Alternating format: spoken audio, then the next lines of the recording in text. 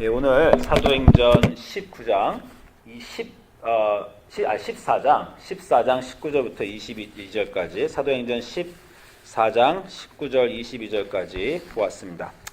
제가 말씀드린 대로 바울의 선교 여행의 첫 번째입니다. 여러분 그 성경책 보시면요, 많은 한국 성경은요, 이 뒤에 보면 지도들이 있어요. 성경책 꼭 갖고 다니면서 보세요. 제 성경책에는 꼭 이렇게 예수님의 사역지 또는 예루살렘 이스라엘 12지파, 근데 꼭 나오는 게 바울의 선교 여행 지도입니다. 여러분도 보시면 성경책에, 한국 성경책은 거의 다 이 뒤에 바울의 선교 여행 지도가 있는데, 이렇게 바울이 4번 여행했어요. 우리가 보통 이제 바울이 3번 전도 여행하였고, 마지막은 체포되어서 로마로 이송되면서 그 로마로의 여행이 또 한 번 더 있습니다. 그래서 많은 여러분이 그냥 인터넷 가서 구글에서 바울의 선교 여행 이렇게 치면 지도가 이렇게 뜹니다. 지도가 뜨면 지금 보시면 아시지만 이게 지중해예요. 지중해고 요 지역이 팔레스타인 이스라엘입니다. 그러니까 요 지역이 있는데 이제 여기가 지금의 유럽의 이제 이쪽이고 그리스 로마 문화가 이쪽에 있는 곳인데, 바울이 결국 했던 것은 이 그리스 로마 문화 전역에 복음 전도를 한 것이에요. 그래서 우리가 바울의 1차 전도, 바울의 2차 전도, 바울의 3차 전도 이런 여행을 하는데, 다시 제가 한번 리마인드 드리면 우리가 11장 사도행전 1장부터 12장 베드로에 대한 복음, 그리고 예루살렘 교회 중심의 말씀 전포, 말씀 선파 이렇게 얘기하였고, 그리고 13장부터 28절까지 우리가 하고 있습니다. 우리 13장부터 28장까지가 사도행전의 두 번째 부분으로 그 안디옥 교회 중심의 바울의 선교 여행이라고 하였어요. 그래서 우리가 이제 13장 그 전반부를 지난 2주 동안 보았잖아요. 어떻게 성령님이 말씀하셔서 그 안디옥 교회에서 두 사람, 바나바와 바울을 따로 세우게 되는가, 그리고 그들이 어떻게 선교 여행을 시작했나, 이 내용을 우리가 지난 2주 동안 보았는데, 한 번도 구체적으로 본 적이 없으시죠? 저도 그냥 바울의 1차 전도, 2차 전도 하면 이렇게 대강만 알지 이 지역들을 잘 모릅니다. 한번 오늘 같이 보시면 좋겠어요. 성경을 펴보십시오. 성경을 펴보시면 늘 예배 때 오시면 설교를 들으실 때는요, 성경과 볼펜을 갖고 들으시는 거예요. 그래서 성경에서 말씀을 보시면서 밑줄도 그으시고 노트도 하시고 이제 그러면서 보시면 좋겠습니다. 그래서 그렇게 보시면 이렇게 나와요. 13장, 지금 안디옥에서 출발했습니다. 우리가 처음에 보면은 13장 4절 보면 두 사람이 성령의 보내심을 받아 어떻게 돼요? 실루기아에 내려가서 배 타고 구브로로 간다. 그러니까 이제 안디옥 교회가 여기 있는데 바로 이 실루기아의 항구 옆에 있는 항구 실루기아로 가서 배 타고 이 구브로 섬으로 갑니다. 구브로 섬으로 가서 13장 그 5절 보니까 거기서 어디로 갔다고 나와요? 거기서 살라미로 가였다 이렇게 나와요. 13장 살라미에 이르렀다. 그래서 이 구브로에 있는 살라미로 이르렀습니다.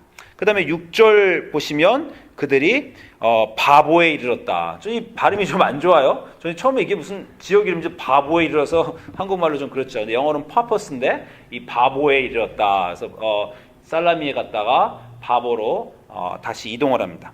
그 다음에 이 13절 보세요. 13절 보면 바울과 및 동행하는 사람들이 바보에서 배 타고 밤빌리아에 있는 버가에 이르렀다. 그래서 바보에서 배 타고 밤빌리아에 있는 버가, 퍼르가에 이르게 됩니다. 그게 13장 13절이고, 다시 13장 14절 보면 저희가 버가로부터 지나 비시디옥 안디옥에 이르렀다. 이 버가에서 비시디옥 안디옥으로 이르게 돼요.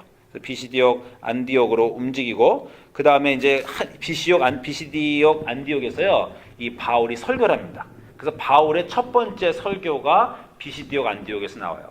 이 사도행전에는 두 가지 그 중요한 두 가지가 더 있죠. 몇 가지 중요한 설교가 있는데, 그 처음에 베드로가 성령 받고 요순절에 한 설교가 있어요. 그리고 이제 스데반이 순교하기 전에 한 설교가 있습니다. 그리고 바울이 또 설교들을 몇 번 하는데, 바울의 설교 중에 제일 먼저 나오는 설교가 이 비시디옥 안디옥에서 13장에 나오는 설교입니다. 우리가 다음 주에 이 설교의 내용을 볼 것이에요.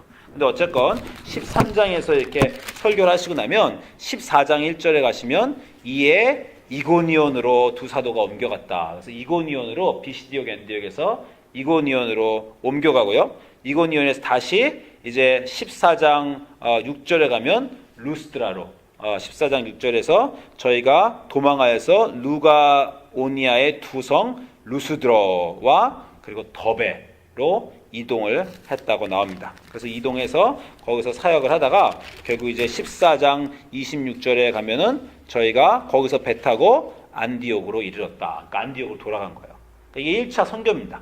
13장부터 14장에 나오는 바울의 1차 선교가 1차 선교는 처음에 짧아요. 뭐든지 처음에는 조금 해보고 이제 할만하면 두 번째 더 해보고 세 번째 더 해보잖아요. 그래서 그 지도를 보시면 점점점 선교가 넓어지는데 1차 선교는 이제 간단하게 안디옥에서 시작해서 구브로 섬 지역의 두 도시 살라마스와 파포스로 갔다가 펄과 피시오디아 안디옥 그다음에 이고니안스, 리스트라, 더베 이렇게 여행하는 게 1차 선교 여행입니다. 그래서 여러분이 이렇게 성경에서 저는 이렇게 동그라미를 지역을 쳐갖고 번호까지 써봐요. 도대체 어디로 움직이시나 이렇게 번호를 쓰면서 따라가면 이렇게 번호가 쭉 이동하는 경로를 보실 수 있습니다. 그리고 이제 이 선교지에서 일어나는 일을 한번 볼게요. 뭐 짧게 보겠습니다. 선교지에서 일어나면 처음에 이제 가서는요. 처음에 첫 도시, 이 바보의 실루기아에서 배 타고 바보에 이르러서는 어떤 일이 있냐면 거기서는 이 거짓 선지자들을 만납니다. 그래서 13장 7절, 8절, 9절 보시면 박수 엘루마라는 사람을 만나서 거기서 바울이 축기를 합니다. 축기 박수에게 내린 무당이 내린 악한 신을 내쫓는 장면이 나와요. 그래서 10절에 바울이 축기를 하죠. 그래서 이 모든 괴계와 악행이 가득한 자요 마귀의 자식이요 모든 의의 원수요 주의 바른 길을 굽게 하느라 그리고 이제 내쫓으니까 축기가 되었습니다. 이 축기가 되니까 귀신을 내쫓으니까 바로 12장에서 총독이 그렇게 된 것을 보고 감동을 받아서 믿었다. 이런 내용이 그 다음에 나옵니다. 그 다음에 제가 말씀드린 대로 회당에 가서 13장 14절부터 41절에 보면 회당 가서 이제 설교한 내용이 쭉 나와요. 이걸 저희가 지금 다 볼 수는 없고 제가 다음 주에 얘기를 드리겠습니다. 이렇게 설교를 했더니 13장 45절에서 뭐라고 말씀하시냐면 유대인들이 그 무리를 보고 그러니까 설교를 해서 많은 사람들이 모였더니 유대인들이 시기가 가득하여 바울의 말한 것을 변박하고 비방하였다. 이렇게 나옵니다. 그러니까 이번에는 설교를 해서 잘 됐더니 비방이 있었다는 거예요. 그리고 급기야 13절 50절 보면 이 사람들로 인해서 그저 이걸 떠나게 됩니다. 그래서 이에 유대인들이 경건한 13장 50절에 귀부인들과 그 성내 유력자들을 선동하여 바울과 바나바를 핍박해 하여 그 지경에서 쫓아냈다. 그럼 쫓겨가요. 쫓겨가서 이제 14장 가면 이고니온 가죠. 그럼 이고니온 가서 다시 또 기적을 행합니다. 많은 표적과 기사를 행하여서 특별히 루스드라에서 나면서 안진뱅이가 된 사람을 바울이 고쳤어요.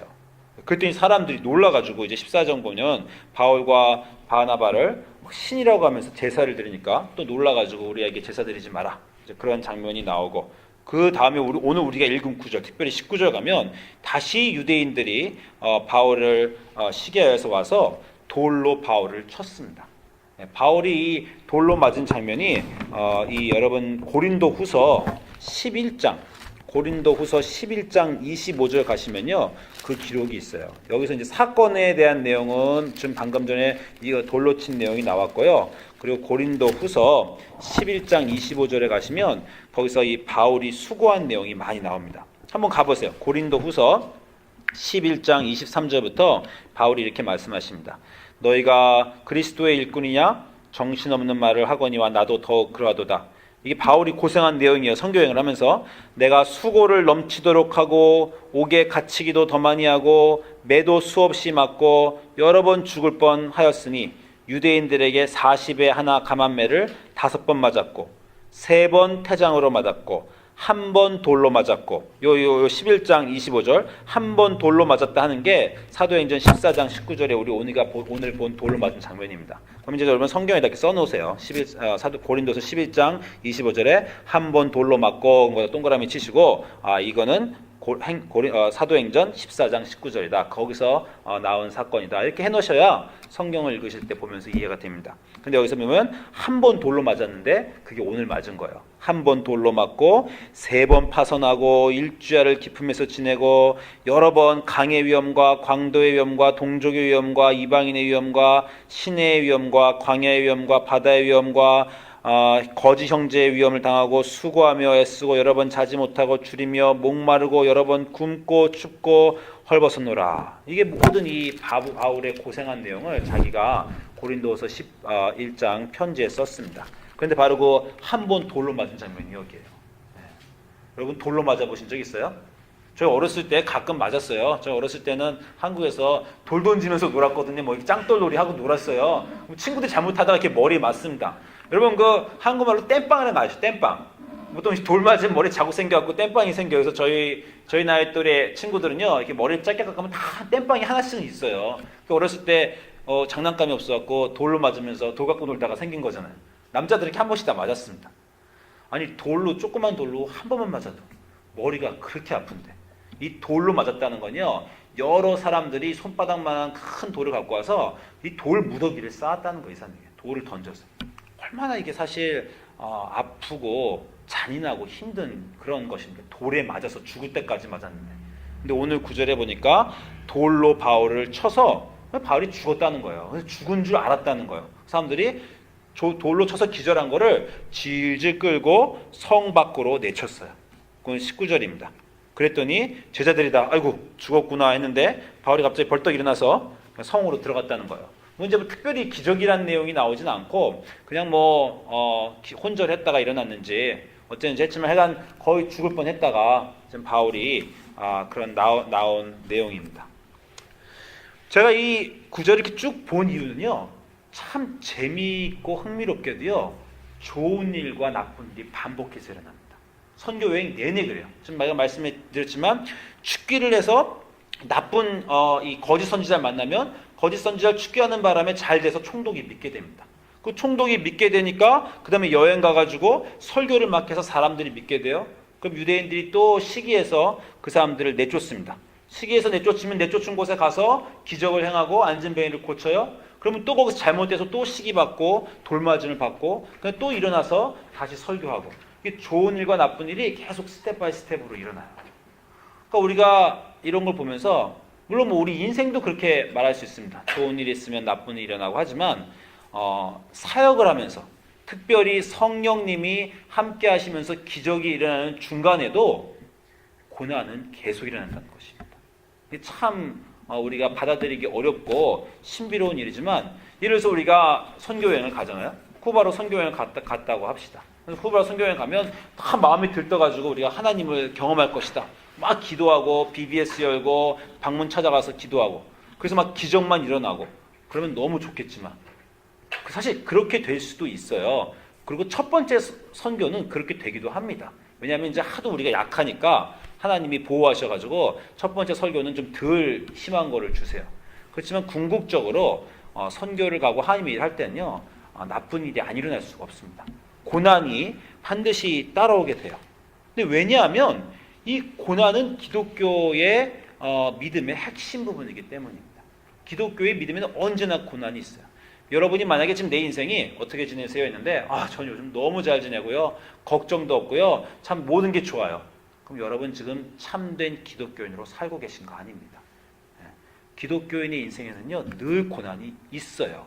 있어야 됩니다. 근데 제가 이렇게 말하면 여러분 중에 내가 기독교 왜 믿지? 이런 생각 하실 수 있어요. 나는 행복하고 싶은데 나는 인생에서 고난을 안 당하고 싶은데 기독교의 인생에는 늘 고난이 있다고 하고 고난이 있어야 된다 라고 말하면 아니 사실 누가 기독교에 흥미를 느끼겠어요? 여러분이 안 믿는 사람한테 가서 주 예수를 믿으십시오. 앞으로 고난이 많을 것입니다. 그럼 이게 어떻게 전도가 되겠어요? 그런데 한 가지 비밀이 있습니다. 기독교인의 믿는 사람들의 생활과 인생에는 반드시 고난이 있고 고난이 있어야 되지만 고난만 있는 게 아니라 고난과 함께 다른 것이 있어요. 이게 가장 중요한 겁니다. 기독교인의 인생엔 고난과 함께 다른 것이 있어요. 우리가 디모데후서 1장 8절 보시면 사도 바울이 이렇게 말씀하십니다. 오직 하나님의 능력을 따라 복음과 함께 고난을 받으라. 무슨 말이에요? 고난을 받을 때 복음과 함께 받는다는 것입니다. 그냥 고난을 받으면 우리가 잘못해서 고난을 받으면 그건 인생의 어려움과 고난이에요. 사도 바울은 복음의 중요한 것을 위해서 복음과 우리가 함께 고난을 받는다는 것입니다. 다시 말씀드리지만 기독교인의 고난은 무엇을 위해 고난을 받고 무엇과 함께 고난을 받는 게 아주 중요하기 때문에 그 부분을 놓치시면 여러분의 인생의 고난이 아무 의미가 없습니다.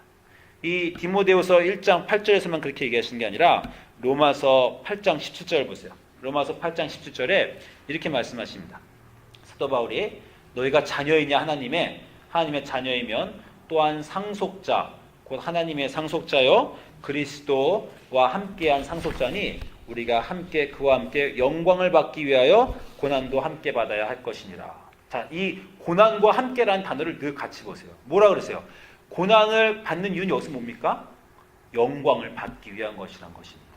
영광을 함께 받기 위하여 고난을 함께 받는다.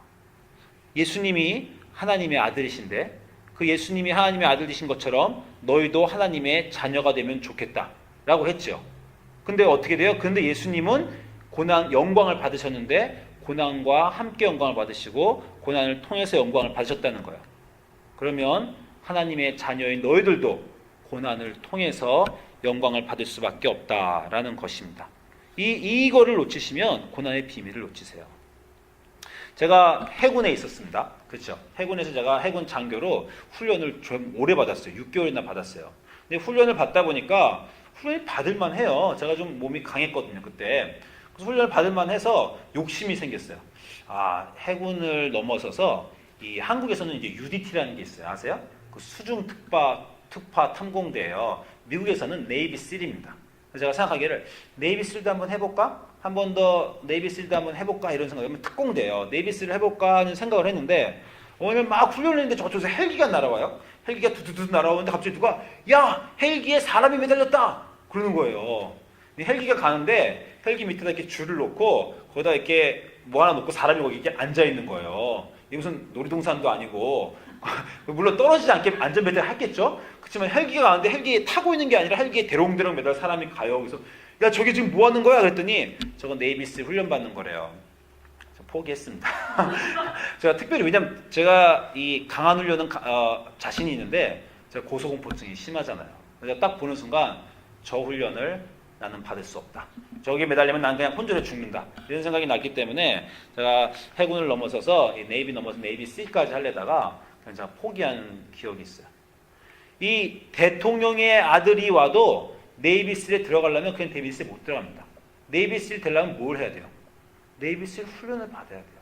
특공대에 들어가려면 특공대의 훈련소를 받아야 됩니다. 죽으나 사나 그걸 위해서는 그 훈련소를 들어가야 돼요. 그럼 그 훈련소에는 그렇게 혹독한 고난이 기다리고 있습니다. 우리가 영광을 받기 위해서는 고난을 받아야 영광에 들어간다는 거예요. 영광을 원하지 않든지 영광을 원하면 고난받을 걸 각오하든지 하라는 것이죠. 그리스도와 함께 하나님 우편에 앉는 그 영광을 받고 싶으냐?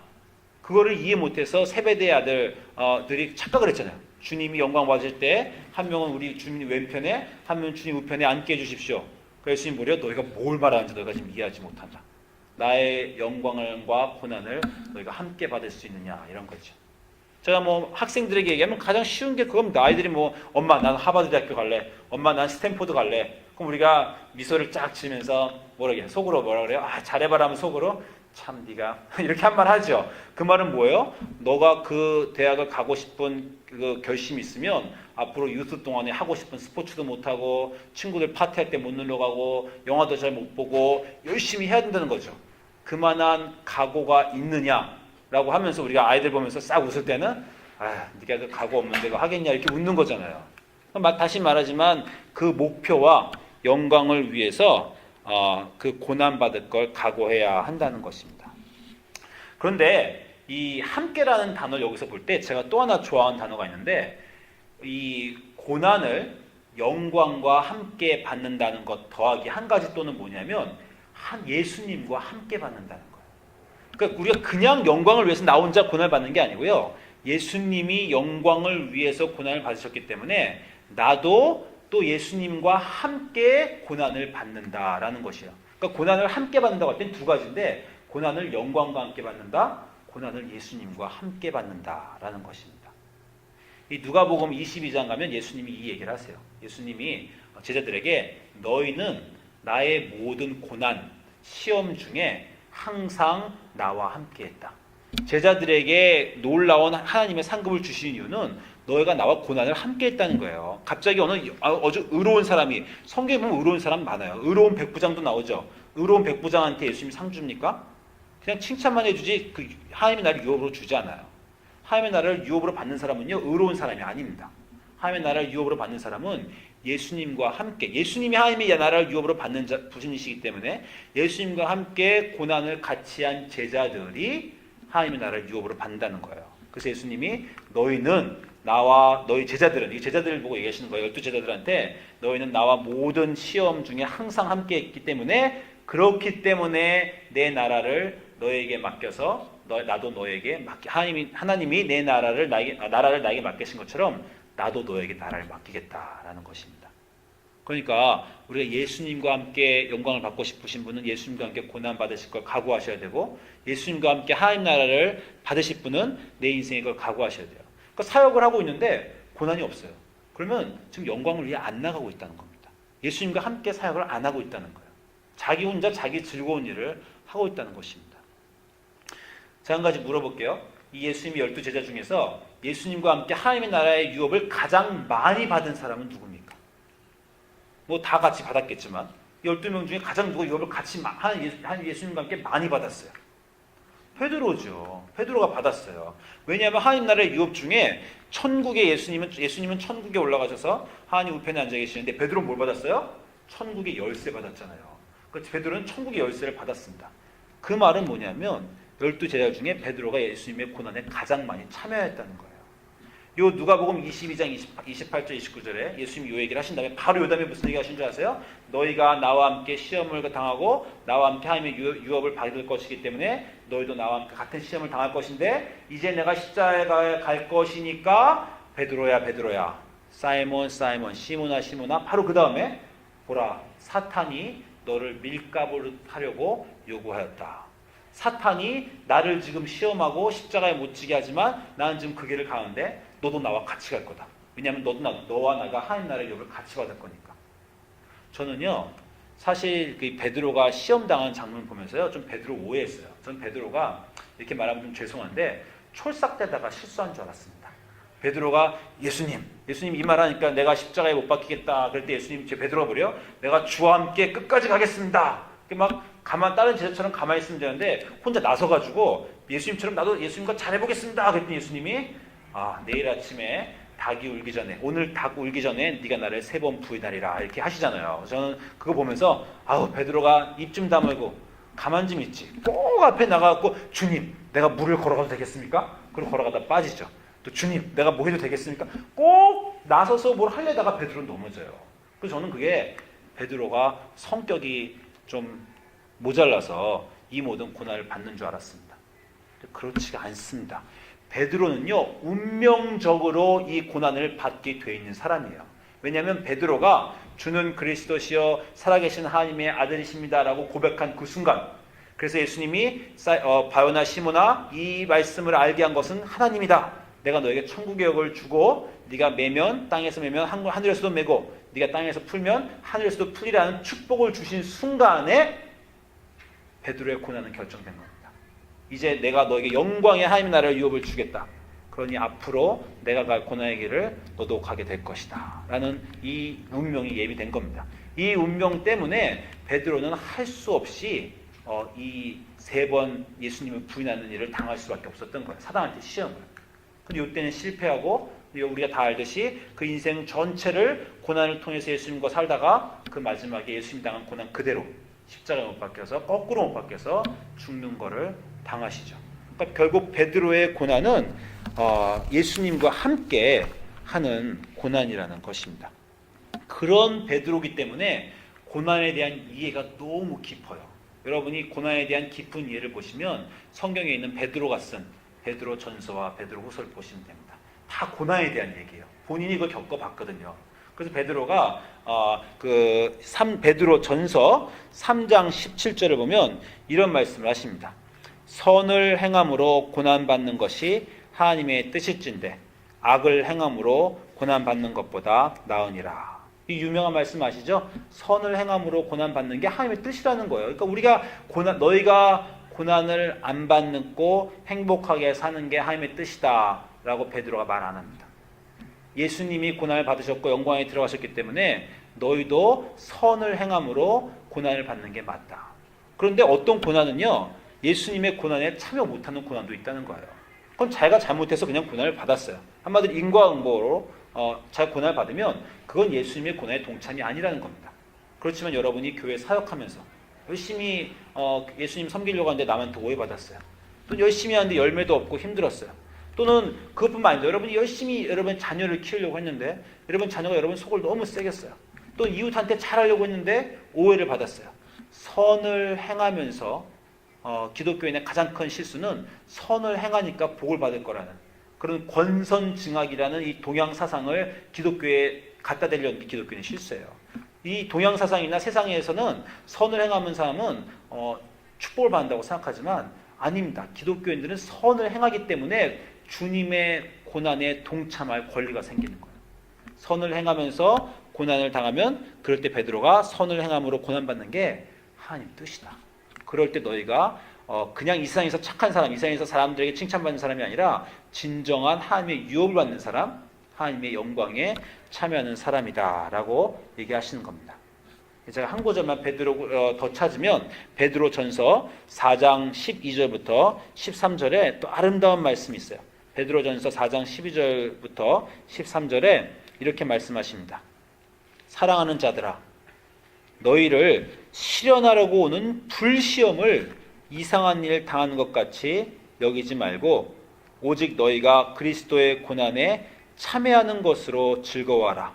이는 그의 영광을 나타내실 때 너희로 즐거워하고 기뻐하게 함이려 하니라. 지금 제가 말씀하신 내용이죠. 너희가 시련이 오고 불시험을 당할 때 착한 일하면서 선교여행 가서 교회 일하면서 불시험을 당할 때 이상한 일로 여기지 말라는 겁니다.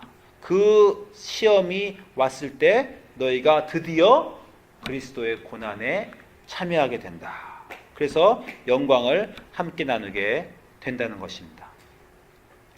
오늘 이 사도행전 읽으신 그 첫 번째 선교의 마지막 내용은 이래요. 마지막 그 선교 여행에 이 바울이 돌로 맞은 다음에 결론이 이렇게 내립니다.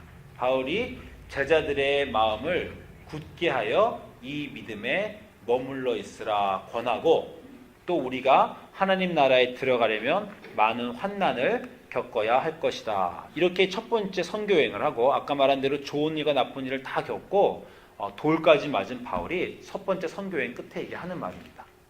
근데 여기서 두 가지 제가 아까 말씀드린 대로 좋은 내용이 하나 있는데 하나 뭐냐면 너희가 우리와 함께 믿음에 권하라는 것이에요.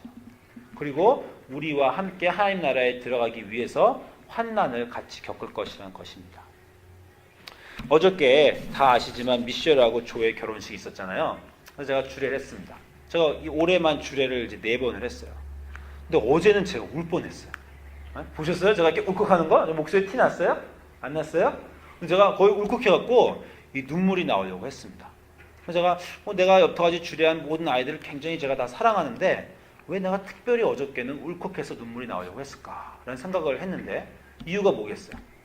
제가 이 아이들이 딱 쓰면서 미셸과 조가 제 앞에 서면서 설교를 하는 순간에 지난 6년 동안이 생각났어요. 제가 처음 이 교회에 와서 이 지난 6년 동안 교회를 세우면서 줄곧 저와 함께 있었던 두 영어들입니다. 같이 성역 공부하러 나왔으면 어쩐 때는 걔네 2명만 나올 때 있어요. 미셸하고 조만 딱 나와서 그냥 2명만 앉혀놓고 성역 공부할 때도 있습니다. 또 찬양팀이 어려울 때는 그 안에서 미셸이 계속 거기서 찬양팀에서 살아남고 견디는 것도 봤어요. 또 성역 공부가 아무도 안 오고 있는데 조가 혼자 성역 공부 준비를 열심히 해서 혼자 와서 있는 걸 봤어요. 제 마음이 너무 아파요. 목사로서 우리 제 리더들이 열심히 하고 교인들이 막 동참해줘서 사역이 잘 되는 걸 보면 좋을 텐데 열심히 성역 공부를 준비하는데 혼자 앉아 있는 거예요. 그럼 제가 보면서 참 힘들겠다. 제가 그렇게 생각을 했습니다. 그러면서 그러면서 이렇게 힘든 일 있는 가중에서 교회를 떠난 사람들이 있습니다. 그래서 제가 영어덜트들이 많이 떠나면서 저하고 메시 보면서 쟤네들도 떠나면 어떡하나 조마조마했어요. 사실 6년 동안. 뭐 여러 가지 일로 인해서 사람들이 떠나고 했지만 그 남아 있었습니다. 그래서 제가 6년 동안 저와 함께 사역을 모두 같이 한 이 애들이 제 앞에 딱 서서 결혼한다는 거 봤는데 갑자기 6년의 시간이 쫙 저한테 오면서 가슴이 막 뭉클한 거예요. 나와 함께 이 고난과 어려움을 같이 겪은 이 두 젊은이가 저한테 너무 소중한 겁니다. 여러분이 예수님과 함께 고난을 당할 때 여러분은 예수님에게 너무 소중한 사람이 돼요. 우리가 사랑해봐서 알지만 진실로 사랑하면요 그 사람과 함께 고난을 당하고 싶습니다. 진실로 사랑하면 그 사람을 위해 고난을 당하고 싶습니다. 진실로 사랑하면 그 사람 대신에 고난 당하고 싶습니다. 여러분 어머님들은 너무 잘 알잖아요. 애가 아프면 엄마가 제일 먼저 뭐라 그래요? 아이고 그냥 내가 아픈 게 낫겠다. 애 보면서 어머님이 그렇게 말씀하셨잖아요. 그게 진실로 아이들을 사랑하는 부모는 애가 막 연락 힘들면 그냥 차라리 내가 연락을 힘들면 좋겠다. 그게 진실한 사랑이에요. 하나님이 인간들의 고통을 보시다가 그걸 느끼신 거예요. 차라리 내가 당하고 말지. 그래서 아들을 보내신 겁니다. 예수님이 차라리 우리 대신에 당한 거예요. 그런데 예수님이 말씀하시기를 그 고난에 너희가 함께 참여했을 때 너희들이 나를 사랑하는 그 사랑도 진실한 사랑이 되고 우리가 내가 주님을 위해 고난에 동참하는구나 라고 하였을 때 그 고난을 통해서 예수님을 이해하고 예수님에 대한 우리의 사랑이 확실해지고 우리의 마음이 따뜻해지고 우리가 죽어서 정말 천국 가서 예수님 앞에 서 있을 때 정말 제 마음 같을 거예요. 딱 우리가 예수님 앞에 딱 섰을 때 예수님이 만약에 미셸과 조가 내 앞에 딱 서 있는 것처럼 너고 60평생 너가 당한 그 모든 일 나와 함께 당한 그 고난 내가 다 안다.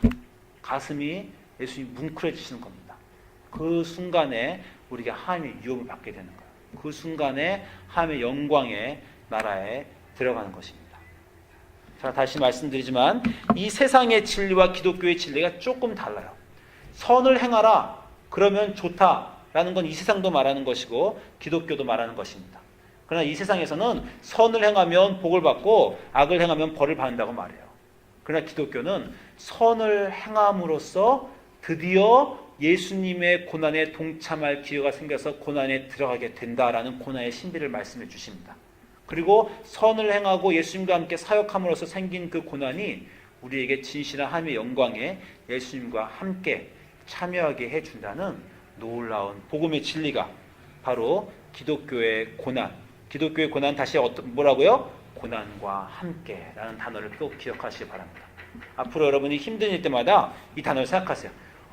내 인생 왜 이렇게 힘들어? 라고 할 때마다 내 인생이 힘든 건 이 고난과 함께 내가 주님의 영광에 들어가는 것이다. 이 고난과 함께 내가 연단받는 것이다. 이 고난과 함께 내가 주님의 성숙함까지 자라는 것이다. 이 고난과 함께 주님에게 동참하는 것이다. 이 고난을 주님과 함께 받는 것이다. 한 가지 더, 이 고난을 나와 함께 받는 그 사람들과 모여서 교회를 하는 것이다 라는 것입니다. 교회란 건 뭐냐면요, 함께 모여서 그리스도를 위해 함께 고난받는 사람들의 모임이 교회입니다. 여러분은 그러려고 여기 모이신 거예요. 같이 오셔서 나는 교회 와서 힘든 일도 아무것도 안 생기면 좋겠고 교회 와서 늘 행복하고 좋으면 좋겠다. 지금 교회 온 이유를 모르시는 거예요.